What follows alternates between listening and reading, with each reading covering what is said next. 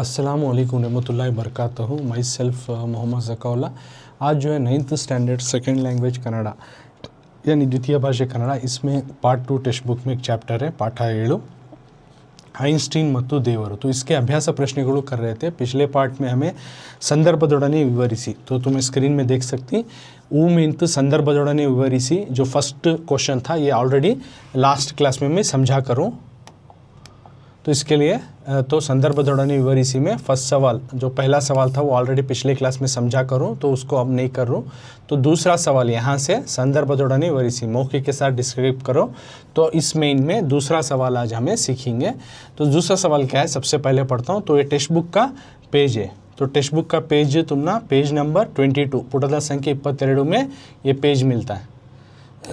तो दूसरा सवाल क्या है, ಭವಿಷ್ಯದ ಬಗ್ಗೆ ತಲೆ ಕೆಡಿಸಿಕೊಳ್ಳುವ ದೇವರನ್ನು ನಾನು ನಂಬುವುದಿಲ್ಲ करको सवाल है। तो दूसरा सवाल क्या है, भविष्यದ ಬಗ್ಗೆ फ्यूचर के बारे में तले ಕೆಡಿಸಿಕೊಳ್ಳುವ सर खराब कर लेने वाले, फ्यूचर के बारे में जो सर खराब कर लेती, इस तरह के भगवान को देवरನ್ನು ನಾನು ನಂಬುವುದಿಲ್ಲ, मैं नहीं मानता। इस तरह के भगवान को जो फ्यूचर के बारे में सर खराब कर लेता हो, तो इस तरह भगवान के ऊपर मैं मानता नहीं हूँ, भरोसा नहीं करता हूँ।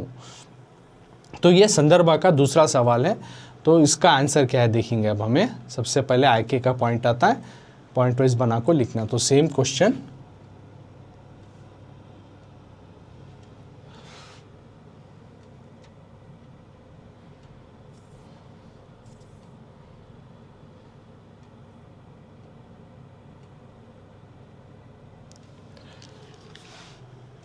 हाँ तो सेम क्वेश्चन, ಭವಿಷ್ಯದ ಬಗ್ಗೆ ತಲೆ ಕೆಡಿಸಿಕೊಳ್ಳುವ ದೇವರನ್ನು ನಾನು ನಂಬುವುದಿಲ್ಲ। कुछ एडिशनल है, होता चलता है भविष्यದ, उसमें ಮನುಷ್ಯನ ಜೀವಿಗಳ ವರ್ತನೆ करको एडिशनल है। तो ಭವಿಷ್ಯದ ಬಗ್ಗೆ ತಲೆ ಕೆಡಿಸಿಕೊಳ್ಳುವ ದೇವರನ್ನು ನಾನು ನಂಬುವುದಿಲ್ಲ। तो ये सवाल है। तो सवाल में क्या देखो ही, तो फ्यूचर के बारे में जो सर खराब कर लेती, इस तरह के भगवान के ऊपर मुझे भरोसा नहीं। तो फर्स्ट पॉइंट में ಎಚ್ ನರಸಿಂಹಯ್ಯನವರ ಐನ್ಸ್ಟೈನ್ ಮತ್ತು ದೇವರು ಪಾಠದಿಂದ ಈ ಹೇಳಿಕೆಯನ್ನು ಎತ್ತಿಕೊಳ್ಳಲಾಗಿದೆ। आइंस्टीन ಅವರಿಗೆ ದೇವರ ಬಗ್ಗೆ ಇದ್ದ ಭಾವನೆಯನ್ನು ಹೀಗೆ ಹೇಳಿದ್ದಾರೆ। यहाँ पे 2 पॉइंट कवर हो रही है। एक आईके का पॉइंट किस लेसन से किस ऑथर ने लिखा है, दूसरा किसने किससे कहा है। तो इसमें क्या बोल रही, एच ನರಸಿಂಹಯ್ಯನವರ आईके का पॉइंट है। तो एच नरसिंहಯ್ಯ उनकी लिखी गई ಐನ್ಸ್ಟೈನ್ ಮತ್ತು ದೇವರು इस सबक से, ಈ ಪಾಠದಿಂದ ಈ ಹೇಳಿಕೆಯನ್ನು, ये सवाल वाले लाइन को लिया गया है, ಎತ್ತಿಕೊಳ್ಳಲಾಗಿದೆ। तो नेक्स्ट किसने किससे कहा, तो आइंस्टाइन ಅವರಿಗೆ, आइंस्टाइन उनको देवर ಬಗ್ಗೆ यानी खुदा के बारे में इद्द भावनेनु, जो उनके जज्बात थे, जो उनके बिलीवनेस थे, उसके बारे में इस तरह से कहा है, ಹೀಗೆ ಹೇಳಿದ್ದಾರೆ। तो नेक्स्ट उसका कंटिन्यूटी पार्ट। अब संदर्भ लिखना ना मौके के साथ। तो मौके में क्या लिखना, ಡಚ್ ತತ್ವಜ್ಞಾನಿ ಸ್ಪಿನೋಜಾನ ದೇವರ ವಿಚಾರದ ಈ ಹೇಳಿಕೆಯನ್ನು ತಮ್ಮ ನಂಬಿಕೆಯನ್ನು ಸಮರ್ಥಿಸಿಕೊಳ್ಳಲು ಐನ್ಸ್ಟೈನ್ ಪ್ರತಿಪಾದಿಸಿದ್ದಾರೆ। ದೇವರ ಬಗ್ಗೆ ನನಗೆ ನಂಬಿಕೆ ಇಲ್ಲವೆಂದು ಐನ್ಸ್ಟೈನ್ ಸ್ಪಷ್ಟಪಡಿಸಿದ್ದಾರೆ। ನಿಸರ್ಗದ ವ್ಯವಸ್ಥೆಯಲ್ಲಿ ಅವರು ದೇವರನ್ನು ಕಂಡಿದ್ದಾರೆ। तो इसमें क्या बोल रही, डच तत्वज्ञानी, डच के जो फिलासफर है स्पिनोजा के देवर विचाರದ यानी भगवान के जो सोच है उसके स्टेटमेंट को, ये ಹೇಳಿಕೆಯನ್ನು ತಮ್ಮ ನಂಬಿಕೆಯನ್ನು और अपने बिलीवनेस को जो है उन्होंने समर्थन किया, समर्थिಸಿಕೊಳ್ಳಲು आइंस्टाइन प्रतिपादिಸಿದ್ದಾರೆ। आइंस्टाइन ने इस तरह से कहा है, ದೇವರ ಬಗ್ಗೆ, भगवान के बारे में ನನಗೆ, मुझे जो है ನಂಬಿಕೆ ಇಲ್ಲವೆಂದು, भरोसा नहीं, आइंस्टाइन स्पष्टपಡಿಸಿದ್ದಾರೆ। इस तरह से आइंस्टाइन ने क्लियरिटी दी है। बाद में निसर्गದ ವ್ಯವಸ್ಥೆಯಲ್ಲಿ, एक नेचर की जो व्यवस्था है उसमें, और उन्होंने जो है भगवान को देखा है, देवरನ್ನು ಕಂಡಿದ್ದಾರೆ। तो इसमें क्या क्या पॉइंट्स तुम्हें याद रखना, एक एच नरसिंहಯ್ಯ उनकी लिखी गई आइंस्टाइन ಮತ್ತು ದೇವರು, इस सबक से इस लाइन को लिया गया है। आइंस्टाइन जो भगवान के बारे में उनकी जो सोच थी वो यहाँ पे बताई गई है। नेक्स्ट एक डच का फिलासफर स्पिनोजा का जो भगवान के रिलेटेड जो उनके स्टेटमेंट थी उसके बिलीवनेस को इन्होंने जो है उसके बिलीवनेस को सही ठहराते हुए आइंस्टाइन बोल रही कि भगवान के बारे में मुझे भरोसा नहीं करको, इस तरह से आइंस्टाइन ने क्लियरिटी दी है। और नेचर की जो एक रोल है, नेचर की जो एक मैनेजमेंट है, उसमें मैं नेचर में ही मैं भगवान को देखता हूँ, खुदा को देखता हूँ, इस तरह से उन्होंने कहा है। तो उस दौरान जो ये सेंटेंस आया है करको संदर्भ में तुम्हें लिखती। अब नेक्स्ट अगला सवाल की तरफ जाएंगे, 3 मार्क्स का। अब संदर्भ दौड़ाने विवरिसी, तो एक सेकेंड वन हमें सॉल्व कर डाले। अब तीसरा क्वेश्चन क्या है उसके तरफ जाएंगे। तो तीसरा क्वेश्चन है प्रश्ನೆ 3, ಮೌಲ್ಯಗಳಿಗೆ ಬೆಲೆ ಕೊಡುವ ಮನುಷ್ಯನಾಗು। ये क्वेश्चन है, ಮೌಲ್ಯಗಳಿಗೆ ಬೆಲೆ ಕೊಡುವ ಮನುಷ್ಯನಾಗು। तो क्या बोल रही, ಮೌಲ್ಯಗಳಿಗೆ, वैल्यूज़ को, मॉरल्स को बेले कोडुवा, इज्जत देने, वैल्यू देने वाला, मॉरल्स को वैल्यू देने वाला इंसान बन, मनुष्य नागु। मॉरल्स को इज्जत देने वाला, कदर करने वाला इंसान बन। मौल्यಗಳಿಗೆ बेले कोडुवा मनुष्य नागु। तो ये एक सेकेंड संदर्भ, थर्ड संदर्भ। तो इसका जवाब देखेंगे अब हमें क्या है करको तीसरा। तो इसको पॉइंट वाइज लिखना। तो सेम सवाल जो हमें टेक्स्ट बुक में देखे पेज नंबर 22 में, ಮೌಲ್ಯಗಳಿಗೆ ಬೆಲೆ ಕೊಡುವ ಮನುಷ್ಯನಾಗು। तो सेम सवाल, ಮೌಲ್ಯಗಳಿಗೆ ಬೆಲೆ ಕೊಡುವ ಮನುಷ್ಯನಾಗು। तो जवाब क्या है, ಎಚ್ ನರಸಿಂಹಯ್ಯನವರ ಐನ್ಸ್ಟೈನ್ ಮತ್ತು ದೇವರು ಲೇಖನದಿಂದ ಈ ವಾಕ್ಯವನ್ನು ಆಯ್ದುಕೊಳ್ಳಲಾಗಿದೆ। ये फर्स्ट पॉइंट ಆಯ್ಕೆ। सेकेंड पॉइंट ಯಾರು ಯಾರಿಗೆ ಹೇಳಿದರು, ಕಿಸ್ನೆ ಕಿಸ್ಸೆ ಕಹಾ वो आना, वो इसमें आया। ಐನ್ಸ್ಟೈನ್ ಅವರ ಬದುಕನ್ನು ರೂಪಿಸಿದ ಹೇಳಿಕೆ ಇದು। तो इसमें क्या बोल रही, एच नरसिम्हಯ್ಯ ಅವರ, एच नरसिम्हಯ್ಯ जो इस लेसन के आथर हैं, उन्होंने लिखी गई जो सबक आइंस्टाइन ಮತ್ತು ದೇವರು, उस सबक से ಈ ಲೇಖನದಿಂದ ಈ ವಾಕ್ಯವನ್ನು, सवाल वाले लाइन को, ಮೌಲ್ಯಗಳಿಗೆ ಬೆಲೆ ಕೊಡುವ ಮನುಷ್ಯನಿಗೆ सवाल वाले लाइन को चुना गया है, ಆಯ್ದುಕೊಳ್ಳಲಾಗಿದೆ। यानी एच नरसिम्हಯ್ಯ उनकी लिखी गई सबक आइंस्टाइन ಮತ್ತು ದೇವರು, इस सबक से इस सवाल वाले जुमले को या लाइन को लिया गया है। नेक्स्ट क्या, आइंस्टाइन ಅವರ ಬದುಕನ್ನು, आइंस्टाइन उनकी ज़िंदगी जिस तरह से बनी है वो उसके बारे में ये बताया जा रहा है। ಹೇಳಿಕೆ ಇದು, आइंस्टाइन ಅವರ ಬದುಕನ್ನು, आइंस्टाइन की जो ज़िंदगी जो बनी, जो फॉर्म हुई, रूपिसिದ, वो बात है इसमें। ಹೇಳಿಕೆ ಇದು क्या बात है, ಮನುಷ್ಯ ಸುಖ ಭೋಗಗಳಿಗೆ, ಬಾಹ್ಯ ಯಶಸ್ಸಿಗೆ ಪ್ರಯತ್ನಿಸಬಾರದು, ಒಳ್ಳೆಯ ಬದುಕಿಗೆ ಬೆಲೆ ನೀಡುವ ಅಂಶಗಳತ್ತ ಗಮನಿಸುವ, ಪ್ರಯತ್ನಿಸುವ ಮಾನವನಾಗಬೇಕು ಎಂದು ಅವರು ಹೇಳಿದ್ದಾರೆ। ದೇವರು ಹಾಗೆಯೇ ನಡೆದು ತಮ್ಮ ಜೀವನವನ್ನು ರೂಪಿಸಿಕೊಂಡಿದ್ದಾರೆ। ಮನುಷ್ಯರೆಲ್ಲರೂ ಅನುಸರಿಸಬೇಕಾದ ಹೇಳಿಕೆ ಇದಾಗಿದೆ। तो इसमें संदर्भ में क्या बोल रही नो, मनुष्य, इंसान जो है सुख भोगಗಳಿಗೆ, सिर्फ खुशी को लेकर, खुशियों को, बाह्य यशस्सी के, ज़ाहिरी तौर से नज़र आने वाली कामयाबी के वास्ते कोशिश ना करते हुए, ಪ್ರಯತ್ನಿಸಬಾರದು, ಒಳ್ಳೆಯ ಬದುಕಿಗೆ, अच्छी ज़िंदगी को ಬೆಲೆ ನೀಡುವ, वैल्यू देने वाला अंशಗಳತ್ತ, वैल्यू देने वाले के तरफ जो है वो ಗಮನಿಸುವ, उन्हें नज़र करना, उन्हें गौर करना, ಪ್ರಯತ್ನಿಸುವ ಮಾನವನ, और कोशिश करने वाला इंसान बनना ಎಂದು ಕರ್ಕೋ ಅವರು ಹೇಳಿದ್ದಾರೆ, उन्होंने कहा है।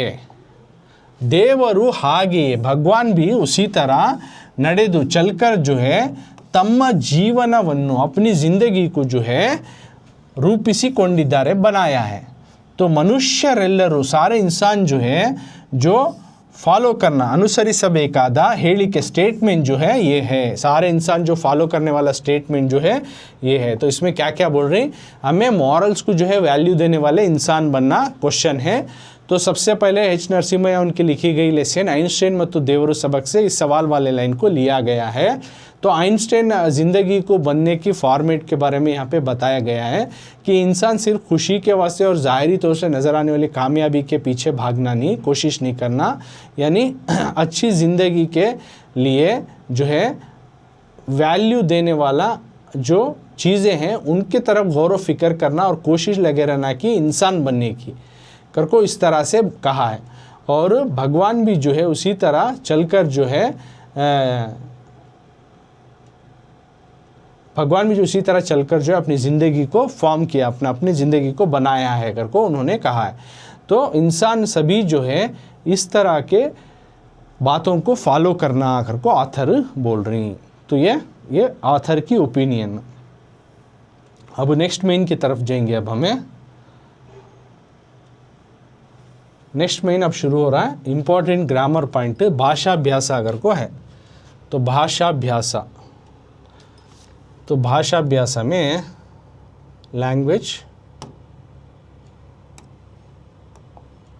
ಲ್ಯಾಂಗ್ವೇಜ್ ಭಾಷಾ ಅಭ್ಯಾಸ ಲ್ಯಾಂಗ್ವೇಜ್ ಪ್ರಾಕ್ಟೀಸ್। ಈ ಕೆಳಗಿನ ಪದಗಳನ್ನು ಬಿಡಿಸಿ ಸಂಧಿಯನ್ನು ಹೆಸರಿಸಿ। फर्स्ट मैंने ಕೆಳಗಿನ पदಗಳನ್ನು नीचे दिए गए अल्फाजों को बिडिसी, एक अल्फाज को दो अल्फाज बनाकर संधिಯನ್ನು ಹೆಸರಿಸಿ। कौन सी संधि आता लिखो। हर एक अल्फाज को दो दो अल्फाज बनाओ और कौन सा संधि आता लिखो। हर रवां को हर अल्फाज उठाओ, उससे दो अल्फाज बनाओ, फिर उन्हें कौन सा संधि आता है वो लिखो। तो फर्स्ट क्वेश्चन है ಶತಮಾನೋತ್ಸವ, उसके बाद ಮಾತ್ರವಲ್ಲ, ವಾಗ್ವಾದ, ಹೇಳಿಕೆಯಿಂದ, ದೇವರಲ್ಲಿ, मनदट्टू। तो हर एक वर्ड को उठा लेना हमें और बीडीसी इसको दो वर्ड बनाना हर वर्ड को, और एक ग्रामर में कौन सा संधि आता कर को लिखना। तो मैं इसी क्लास में संधि के बारे में डिटेल से अलन सर ट्रस्ट चैनल में करको हूँ। तुम्हें संधिಗಳು पूरे संधि मिलती हैं, जाको तुम्हें देख ले सकती हैं डेफिनेशन के साथ और मिसालों के साथ करको हूँ, और भी अच्छी तरीके से मालूम होता है। व्याकरण करको डालो बस तुमने उसमें मिल जाता, जो कि एसएलसी में करको हूँ मैं, एसएलसी के क्लासेसों में तो सेम रहता, संधि चेंज होता नहीं, सभी क्लासों को सेम रहता है। तो वहाँ पे और भी अच्छी तरीके से तुम्हें डेफिनेशन और मिसालों को देखो प्रैक्टिस कर सकती। अब यहाँ इस लेसन के एतबार से जो इम्पॉर्टेंट जो देखो ही संधि उसको हमें सॉल्व करेंगे। तो पहला उन्होंने क्या देखो ही शतमानोत्सव कर को देखो ही।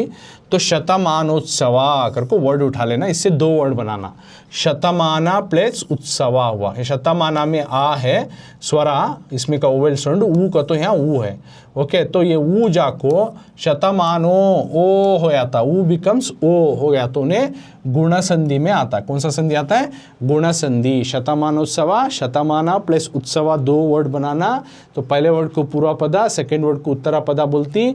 फर्स्ट वर्ड के आखिरी उर्फ को देखना, उसमें ओवेल साउंड स्वरा का आवाज़ क्या आ रहा है, और दूसरे वर्ड में का पहला उर्फ को देखना, उसमें का स्वरा साउंड वोवेल साउंड क्या आ रहा है।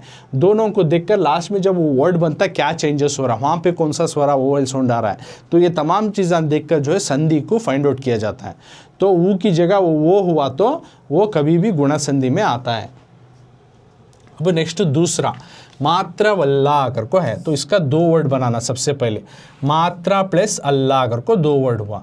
यह मात्रा प्लस वल्ला, मात्रा यहाँ भी आ है तो यहाँ भी आ है, तो दोनों जब मिलाए तो मात्रवल्ला हुआ। तो क्या हुआ? मात्रवल्ला। तो ये आगम संधि में आता, गुण संधि में नहीं आता, क्योंकि वाह आ रहा है, वकार आगमा मात्रवल्ला, यानी वाह आ रहा की वजह से ये गुण संधि नहीं आता, वकार आगम आगम संधि में आता है। नेक्स्ट वाग्वादा कर को है, तो इसको दो वर्ड बनाना, वाक प्लस वादा। तो दो वर्ड मिलाने की वजह से वाक का तो वादा का तो एक्सक्यूज मी आर्ग्यूमेंट कर को। तो वाक इस तरह का आधा हरूफ वाला लेटर आया तो उन्हें कभी भी उन्हें जस्त्व संधि में आता है। ओके, इस तरह का हाफ लेटर वाला व्यंजन आया तो उन्हें जस्त्व संधि में आता। वाक प्लस वादा वो जस्त्व संधि।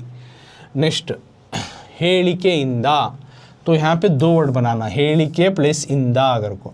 तो के का तो यहाँ ये है और यहाँ पे ई है, जब दो भी मिलता है क्या बनिया, या करने का हरूफ आया, या फिर वाह आया तो उन्हें कभी भी आगम संधि में आता। तो यहाँ या आने की वजह से यकार आगम संधि। अगर वाह हरूफ आकृता तो वकार आगम संधि, जिस तरह दूसरा वाला बोले हमें उस तरह से यह यकार आगम संधि में आता है, क्योंकि या। नेक्स्ट देवरल्ली, इसको दो वर्ड बनाना, देवरु प्लस अल्ली। देवरु का तो यहाँ ऊ है, यहाँ आ है, दोनों जब मिलाती देवरल्ली, आ करने का आया, ऊ छूट गया, लेफ्ट होगा, तो पूर्व पदा का स्वरा जो है छूट गया तो उन्हें कभी भी लोप संधि में आता है। कौन सा संधि में आता है? लोप संधि में आता है। पूर्व पदा का स्वरा जो है छूट गया तो उसे लेफ्ट आउट हो गया तो उन्हें कभी भी लोप संधि में आता है। नेक्स्ट मनदट्टू कर को वर्ड है, मनदट्टू। मनदट्टू करने के वर्ड को अब हमें दोबारा उसके दो वर्ड बनाना। तो दो वर्ड बनाए क्या होता है, एक मना प्लस तट्टू कर को है। मना का तो यहाँ पे ना में आ है, तट्टू है, तो ता जाको है दा आता है, ता के इंस्टेड ऑफ दा आया तो उसे आदेश संधि। उसी तरह का के इंस्टेड ऑफ गा आया तो भी आदेश संधि, ता के इंस्टेड ऑफ दा आया तो भी उन्हें आदेश संधि होता है। का के इंस्टेड ऑफ गा या फिर ता के इंस्टेड ऑफ दा आया तो उन्हें कभी भी आदेश संधि आता। सो मनदट्टु, मना प्लस तट्टु करको लिखो और इन्हें आदेश संधि करको लिखना। तो इस तरह से ये पूरे हमें सॉल्व करें, जो कि बीडीसी संधि है सरीसी। अब अगले मेन की तरफ जाएंगे।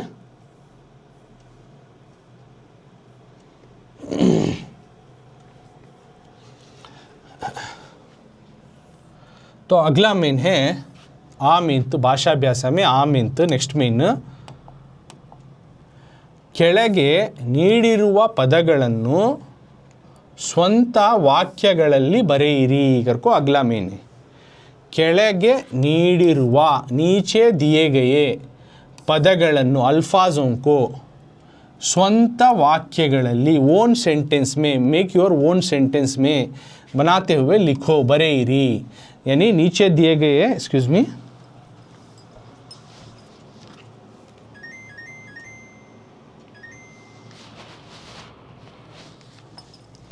यानी नीचे दिए गए वर्ड्स को, ಕೆಳಗೆ ನೀಡಿರುವ ಪದಗಳನ್ನು, यहाँ पे नीचे वर्ड्स देखो, यानी इनमें से हमें ओन सेंटेंस बनाना, खुद के जुमले बनाना। स्ವಂತ वाक्य मतलब यहाँ पे ओन सेंटेंस फ्रेम करना, ओन सेंटेंस, स्ವಂತ वाक्य ओन सेंटेंस बनाकर लिखना, यानी जुमला बनाना, हर एक वर्ड से लेकर एक एक जुमला बनाना। तो वर्ड्स क्या क्या हैं देखो, ನಂಬಿಕೆ, बिलीवनेस, अवलंबिसु यानी डिपेंड या दूसरों के ऊपर निर्भर, अधिकार पवर, आदर्श आइडियल, मनदट्टागु मन को छुए सका, मालूम हो सका, उद्धरिसु का तो बोलना, रिपीट करना, इस तरह को उद्धरिसु बोलते हैं। अब इसका एक एक वर्ड लेना, तमाम वर्ड लेको सेंटेंस नहीं बनाना, एक एक वर्ड लेना, सेंटेंस फ्रेम करना। पहले ನಂಬಿಕೆ उठा लेना, उसका सेंटेंस फ्रेम करना।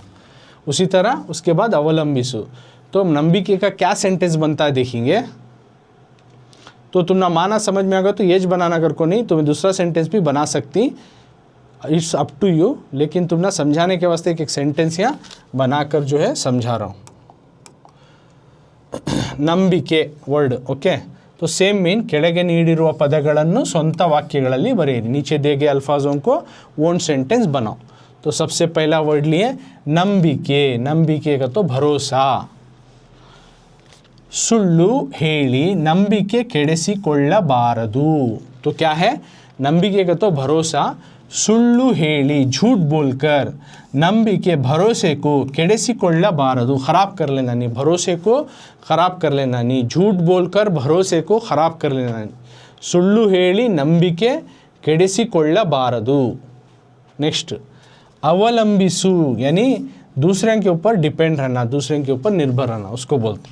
तो ವಯಸ್ಕರಾದ ಮೇಲೂ ತಂದೆ ತಾಯಿಯರನ್ನು ಅವಲಂಬಿಸಿ ಇರಬಾರದು, तो अवलंबिसी को तो दूसरों के ऊपर अवलंबन रहना। तो उसमें क्या बोल रही, वयस्कराद मेलू, बड़े होने के बाद भी, ತಂದೆ ತಾಯಿಯರನ್ನು यानी बाप और माँ को जो है अवलंबिसी, डिपेंड होकर नहीं रहना। बड़े होने के बाद भी हमें एडल्ट होगी, बड़े होगी, अब जिम्मेदार बनेंगी, तब भी जो है हमें माँ बाप के ऊपर ही डिपेंड नहीं रहना, अवलंबिसा बारदू, अवलंबिसी डिपेंड रहना। अब हमें बड़े होगी, एडल्ट्स होगी, अब भी छोटी छोटी बातों के लिए माँ बाप के ऊपर डिपेंड रहना सही नहीं रहता। तो हमें खुद सेल्फ मूवमेंट रहना, सेल्फ हमें ये करना। नेक्स्ट तो अवलंबिसु हुआ। नेक्स्ट क्या है, अधिकारा, अधिकारा का तो क्या, पवर। तो अधिकारा का क्या सेंटेंस, अधिकाರದ सदुपयोगवागಬೇಕು, अधिकारा एक पावर, एक ताकत। सो क्या बोल रही, अधिकाರದ एक पावर का, एक ताकत का जो है सदुपयोगवागಬೇಕು, यानी उसका अच्छा इस्तेमाल होना, सदु यानी अच्छे, उपयोग अच्छे के लिए इस्तेमाल होना। पावर जो है कभी भी अच्छाई के लिए, अच्छे के लिए इस्तेमाल होना, बुराई के लिए नहीं इस्तेमाल होना।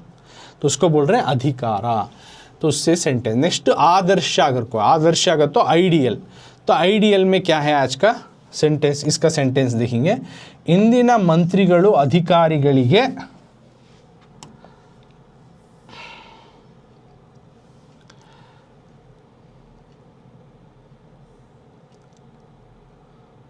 हाँ, तो यहाँ पर है सेंटेंस वो आदर्श, आदर्श आइडियल, ಇಂದಿನ ಮಂತ್ರಿಗಳು ಅಧಿಕಾರಿಗಳಿಗೆ ಸರ್ ಎಂ ವಿಶ್वेश्वरಯ್यನವರು आदर्श व्यक्ति ಎನಿಸಿಲ್ಲ करके बोल रही। मतलब यहाँ क्या बोल रही, इंदिना मंत्रिಗಳು आज के मिनिस्टर लोगों को अधिक या फिर ऑफिसरों को अधिकारिಗಳಿಗೆ जो एक ग्रेटेस्ट इंजीनियर थे सर एम विश्वेश्वरಯ್यನವರು, ओके बहुत सिंसियर थे, तो ऐसे आदमी आइडियल नहीं समझ रही, इस तरह के आदमियों को आइडियल व्यक्ति या आइडियल इंसान नहीं समझ रही। तो आज के जो मिनिस्टर्स हैं ऑफिसर हैं वो लोग जो है विश्वेश्वरैया को एक आइडियल आदमी नहीं समझ रही। ये एक बहुत ही दुखद बात, एक बहुत गमगीन बात करके बोले जा। नेक्स्ट क्या है वर्ड मनदट्टागु करको है। मनदट्टागु से सेंटेंस अब मनदट्टागु यानी हमारे मन को छुए सका, यानी मन को लगे सका, मालूम हो सका, दिमाग में बैठे सका, उसको बोलते हैं मनदट्टागु। उपाध्यायರು ವಿಷಯವನ್ನು मनदट्टाಗುವಂತೆ ವಿವರಿಸಿದರು करको है। मनदट्टागु यानी हम ना समझ में आ सका। उपाध्यायರು टीचर जो हैं, हजरत जो हैं, विषयವನ್ನು यानी सब्जेक्ट को हम ना यानी जो पढ़ा रहे थे सब्जेक्ट उसको मनदट्टाಗುವಂತೆ अच्छे से समझ में आ सका, उन्होंने समझाया, विवरिसिದರು यानी उस्ताद ने जो सब्जेक्ट को हम ना पढ़ा रहे थे वो अच्छे से समझ में आए, इस तरह से समझाया, मनदट्टागु। नेक्स्ट क्या है वर्ड उद्धरिसु है। उद्धरिसु से क्या सेंटेंस बनता देखेंगे। उद्धरिसु, उद्धरिसु का तो यहाँ पे बोलना इस तरह से। ವಿಷಯ ಸಮರ್ಥನೆಗಾಗಿ अन्यर ಹೇಳಿಕೆಯನ್ನು ಉದ್ಧರಿಸಬೇಕಾಗುತ್ತದೆ, बोलना या फिर उनके बात आड़ में लाना, तो इसको बोलते हैं उद्धरिसु। तो विषय समर्थनेಗಾಗಿ कौन से भी एक बात की जो है उसका समर्थन करने, उसको जो है सही ठहराने, अन्यर ಹೇಳಿಕೆಯನ್ನು दूसरों के स्टेटमेंट को, दूसरों की बातों को भी कभी कभी उद्धरिಸಬೇಕಾಗುತ್ತದೆ, बोलना पड़ता है। दूसरों की बात भी जो है हमें बोल रही सो सही कर को ठहराने, दूसरों की जो है बात को एग्जाम्पल सेट कर को बोलना पड़ता है। तो इस तरह से स्ವಂತ वाक्य के 6 थे, हमें 6 भी सॉल्व करें तो 6 मार्क्स इसके है। स्ವಂತ वाक्य संधि बरेरी उसके 6 थे, 6 भी हमने सॉल्व किया। उसके बाद स्ವಂತ वाक्य के 6 थे, तो ये सब पूरे 1-1 मार्क्स के। संधि का भी 1 मार्क्स का हर एक सही जवाब को, और स्ವಂತ वाक्य हर एक सही को 1-1 मार्क। अब नेक्स्ट ई मेंत आ रहा है। ई मेंत इसमें भी जो है हर सही जवाब को 1-1 मार्क्स मिलता तुमना। तो इसमें क्या देखो, ಕೆಳಗಿನ ಪದಗಳಲ್ಲಿರುವ ವಿಭಕ್ತಿ ಪ್ರತ್ಯಯಗಳನ್ನು ಪ್ರತ್ಯೇಕಿಸಿ ಹೆಸರಿಸಿ करको देखो। ಕೆಳಗಿನ ಪದಗಳಲ್ಲಿರುವ नीचे दिए गए अल्फाजों में विभक्ति प्रत्ययಗಳನ್ನು यानी सफिक्स लेटरां जो रहती हैं, यानी रवान के साथ एक नोन वर्ड के साथ एक्स्ट्रा जो एडिशनल लेटरां हुर्फा लगते हैं ना, उनको प्रत्येकिसी अलग कर कर लिखिए। अलग कर कर कौन सा विभक्ति आता है वो लिखिए। तो कौन से वर्ड्स देखो ही, यहाँ पे एक वर्ड है विज्ञानी, उसमें एक्स्ट्रा वर्ड क्या लगा है देखो, विज्ञानी गड़ल्ली लगा है, तो इस तरह के इसको चुनकर लिखना हमना। ಹೆಸರನ್ನು है अन्नु, देवर आ है, ಅವರಿಗೆ गे है, मतदिंदा इंदा, मता एक वर्ड उसमें एडिशनल हुर्फान जो सफिक्स लेटर लगी वो कल्पनीय या है, बदुकन्नु अन्नु है, धर्मज्ञ के है। तो इस तरह के हुर्फों को हमें चुनकर अलग कर को लिखना, और कौन सा विभक्ति आता है कर को लिखना। ओके, एक वर्ड के साथ जो एडिशनल जो सफिक्स लेटर उसके बाद के जो हुर्फा लगी कौन से और कौन से विभक्ति आती कर को हमें लिखना। तो अब उसका आंसर देखेंगे।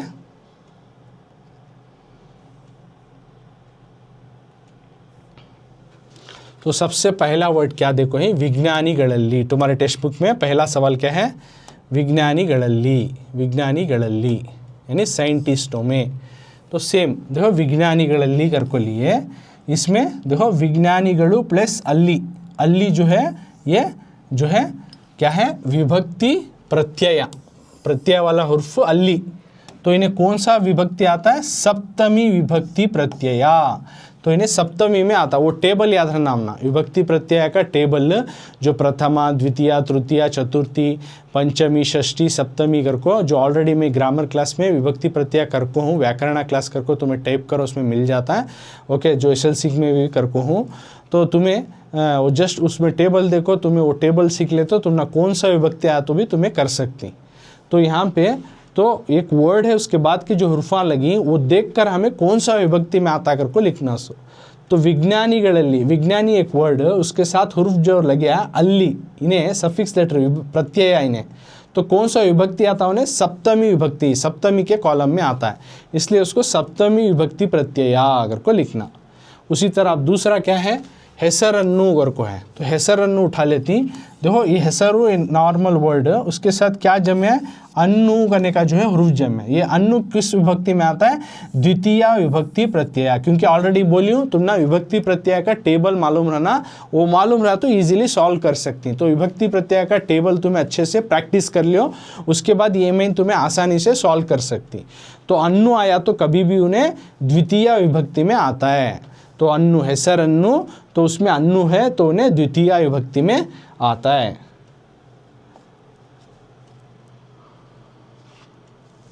नेक्स्ट,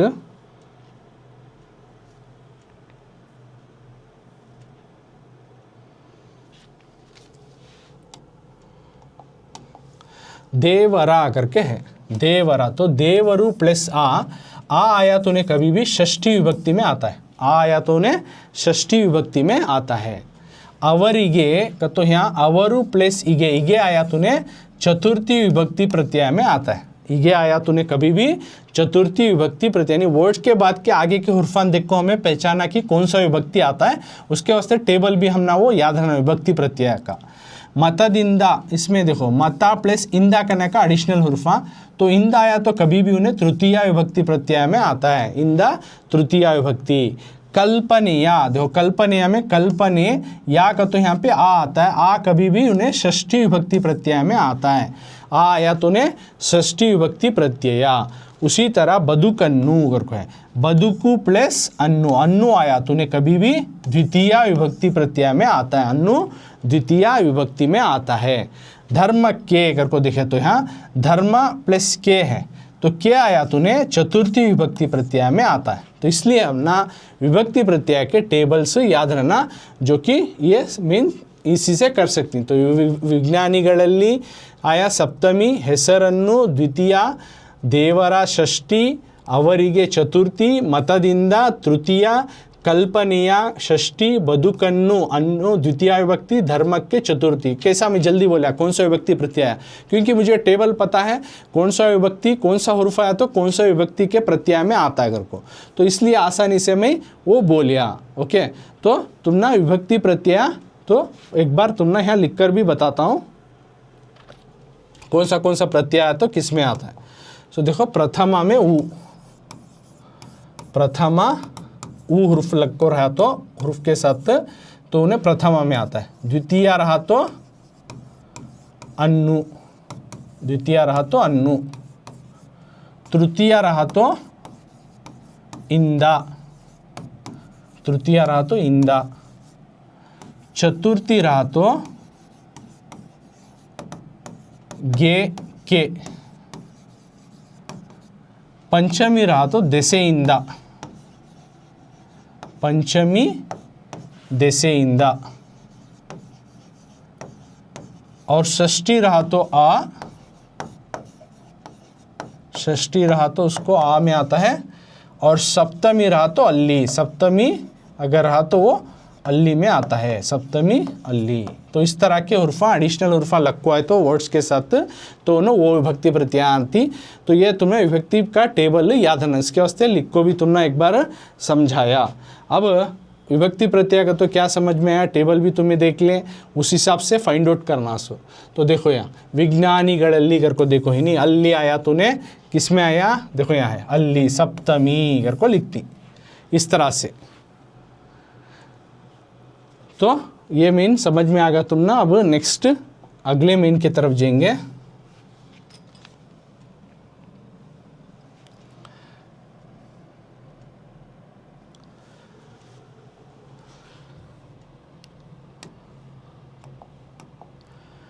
ಕೆಳಗಿನ ಪದಗಳಿಗೆ ವಿರುದ್ಧಾರ್ಥಕ ಬರೆಯಿರಿ को सवाल है। ಕೆಳಗಿನ ಪದಗಳಿಗೆ, नीचे दिए गए अल्फाजों को, ಕೆಳಗಿನ ಪದಗಳಿಗೆ विरुद्धार्थक बरेरी, आपोजिट वर्ड्स लिखो। नीचे दिए गए अल्फाजों को आपोजिट वर्ड लिखो, उल्टे अर्थ वाले शब्द लिखो। धर्म, दीन, अपरिपूर्ण, इनकम्प्लीट, अगत्य, ज़रूरी, स्पष्ट, क्लियर, शिक्षे, पनिशमेंट, ನಂಬಿಕೆ, भरोसा, हिंसे, वायलेंस, ಸಹಜ ನ್ಯಾಚುರಲಿ, ಯಶಸ್ಸು ಕಾಮಯಾಬಿ, ಒರಟು ರಫ್, ಅನ್ಯಾಯ ನಾಇನ್ಸಾಫಿ, अनुचित बेतरतीब, बहिरंगा ज़ाहिरुनी। तो इस तरह के वर्ड, इनके अपोजिट वर्ड्स लिखना, इनके उल्टे अर्थ वाले शब्द लिखना। तो ये भी 1 मार्क्स का आता है।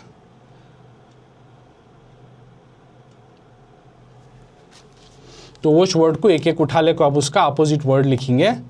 देखो धर्मा है नहीं, फर्स्ट वर्ड धर्मा है, तो धर्मा दिए तो तुम्हें उसका जवाब लिखना अधर्मा, दीन बेदीन, धर्मा अधर्मा, दीन बेदीन। दूसरा क्या दी, अपरिपूर्णा, इनकम्प्लीट करको है, अपरिपूर्णा दिए तो तुम्हें परिपूर्णा लिखना, अपरिपूर्णा दिए तो परिपूर्ण, यानी इनकम्प्लीट कंप्लीट, यानी पूरा नहीं है पूरा है, इनकम्प्लीट कंप्लीट। उसके बाद अगत्या अगर को है, अगत्या ज़रूरत, अनगत्या नहीं ज़रूरत है, ज़रूरत है नहीं ज़रूरत है, तो उसको बोलते हैं अगत्या अनगत्या। उसके बाद स्पष्टा अगर को है, स्पष्टा यानी क्लियर, अनक्लियर क्लियर नहीं है, तो उसको बोलती है अस्पष्टा, क्लियर अनक्लियर, स्पष्टा अस्पष्टा, क्लियर अनक्लियर। उसके बाद क्या है, शिक्षे सज़ा, रक्षे सज़ा नहीं सो बचाना, सज़ा ना सज़ा तो बेसज़ा, इस तरह से। उसके बाद क्या है, नंबिके, नंबिके का तो भरोसा, अपनंबिके बेभरोसा, भरोसा बेभरोसा। उसके बाद हिमसे अगर को है, हिमसे अगर तो वायलेंस, तो उसका अपोजिट लिखना अहिंसे, non violence, violence non violence. सहजा अगर को है, सहजा का तो नेचुरल, असहजा अननेचुरल, नेचुरल अननेचुरल। यशस्सु अगर को, यशस्सु इसका अपोजिट अपयशस्सु, कामयाबी नहीं सो, कामयाबी नाकामयाबी। उसके बाद वरट्टू का तो रफ, कोमला का तो स्मूथ, रफ स्मूथ। उसके बाद उसी तरह अन्याय है, यानी ना इंसाफ बेइंसाफ, न्याय इंसाफ।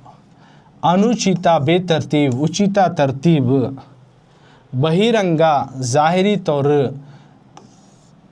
अंतरंगा भीतरी तौर, अंदरूनी तौर पर, तो इसको कहते हैं। यानी तुम्हें धर्मा दिए तो अधर्मा लिखो, अपरिपूर्ण दिए तो परिपूर्ण लिखो, अगत्य दिए तो अनगत्य लिखो, स्पष्टा दिए तो अस्पष्टा लिखो, शिक्षे दिए तो रक्षे लिखो, नंबिके दिए तो अपनंबिके लिखो, हिंसे दिए तो अहिंसे, सहजा दिए तो असहजा, यशस्सु दिए तो अपयशस्सु, वरटु दिए तो कोमला लिखो, न्याय दिए अन्याय दिए तो न्याय, अनुचिता दिए तो उचिता, बहिरंगा दिए तो अंतरंगा। तो इस तरह से अपोजिट वर्ड से लिखा जाता है, तो इसको उल्टे अर्थ वाले शब्द भी बोलती।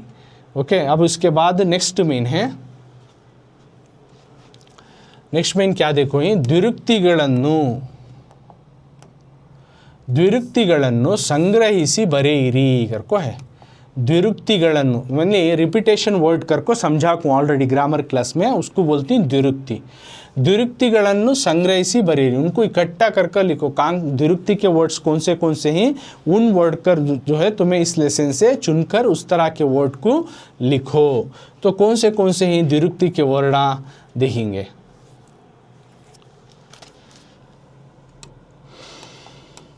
सो द्विरुक्तिಗಳನ್ನು ಸಂಗ್ರಹಿಸಿ बरी, द्विरुक्ति वाले वर्ड को लिखो। पदे पदे दोबारा दोबारा, इंतः 5 द्विरुक्तिಗಳನ್ನು, इस तरह के 5 रिपीटेशन वर्ड को लिखो। पदे पदे एक वर्ड दोबारा दोबारा करको, इंतः इस तरह के ये वर्ड के तहत, पदे पदे इस वर्ड के तहत 5 द्विरुक्तिಗಳನ್ನು 5 जो है रिपीटेशन वर्ड्स को लिखो बरेरी।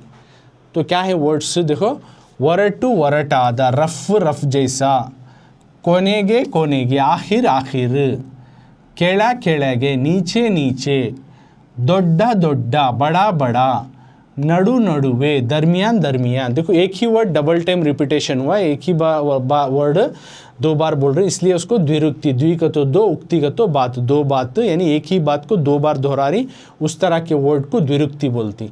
तो उसमें ये एग्जाम्पल लिखना, वरट्टू वरटादा, कोनेगे कोनेगे, केड़ा केड़गे, दोड्डा दोड्डा, नडा नडुवे, इन सब भी द्विरुक्ति में आती। तो इस तरह से हमें एक क्लास में क्या क्या सॉल्व करें, संदर्भदೊಡನೆ विवरिಸಿ 2 सॉल्व करें, जो कि हर एक का 3-3 मार्क्स है। तो इसका 3 मार्क्स, इसका 3 मार्क्स, टोटल 6 मार्क्स हमें सॉल्व करें। ओके, उसके बाद BDC संधि ಹೆಸರಿಸಿ यानी संधिಗಳು क्लास अलग से मैं डिटेल से करता हूँ व्याकरण में, वहाँ पे जाकर तुम्हें देख सकती और भी डिटेल से तुम ना संधि कौन सा संधि आता कौन सा मिसाल के साथ और भी डिटेल से वहाँ समझ में आता, उसको ना तुम्हें जाको देखो।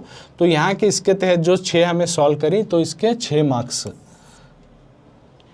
उसके बाद स्ವಂತ वाक्य सॉल्व करें, मेक योर ओन सेंटेंस, इसमें भी 6 हमें सॉल्व करें तो 6 मार्क्स, हर एक को 1-1 मार्क्स।